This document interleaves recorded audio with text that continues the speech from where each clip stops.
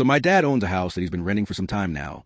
The tenants that lived there were, for the most part, decent people who my dad thought were trustworthy. That all changed about 2 months into the tenancy, when the tenant refused to pay the month's rent. My dad showed some leniency and gave them another month to pay up what was owed. They didn't pay a thing. By this point, my dad, frustrated by the whole situation, and being 2 months out of rent money, offered them a deal. Leave the house ASAP, and then only pay half the money owed. They countered with a different agreement. They would leave the house in a clean state with all their furniture left behind as compensation.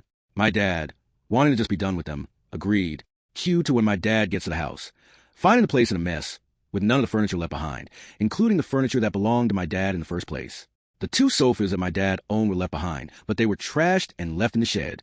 When my dad confronted them asking for them to pay up the full amount that the furniture was worth, he was met with a promise of payment after 2 weeks, which he didn't believe, and when he requested they pay earlier, he was met with, "Good luck getting your money," followed by laughing emojis. This made my dad angry, and he decided that he wasn't going to let this slide. My dad knew that the tenant was a Christian pastor of a church, and his son also had some job related to the church. My dad contacted the church and explained everything from how they hadn't paid him rent money, to stealing the furniture and trashing the place. The church was somewhat interested about this behavior.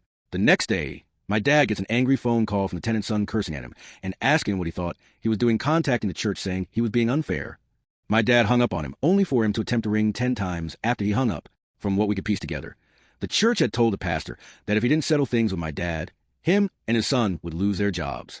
My dad received the full amount of furniture that same day and agreed to back off. My dad later said, "It was never about the money but the way this guy treated him and his values."